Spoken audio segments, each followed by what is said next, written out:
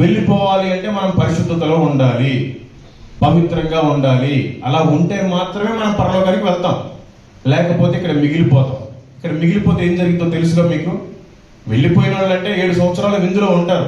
విందు ఉందని ఎవరికైనా తెలుసా? 7 సంవత్సరాల పైన మనకి ఒక్కరు కూడా ఉమ్మానట్లా. మరి మీరేం క్రైస్తవులో?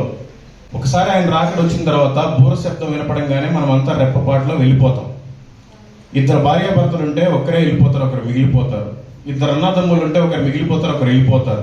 2 అక్కా చెల్లెలు ఉంటే ఒకరు మిగిలిపోతారు, ఒకరు వెళ్ళిపోతారు. ఇది వాక్యం సెలవిస్తుంది.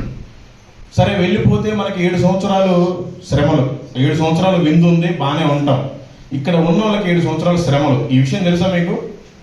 7 సంవత్సరాలలో 3.5 సంవత్సరాలేమో శ్రమలు, మరొక 3.5 సంవత్సరాలేమో మహాశ్రమలు. మహాశ్రమలు అంటే ఎట్లాంటివి అంటే, మనకు ఓటర్ ఐడి కార్డు ఉంటుంది, ఓటు వేయనివ్వరు. మనకి రేషన్ కార్డు ఉంటుంది, ఏ ఒక్కరు గవర్నమెంట్ సాయం చేయరు.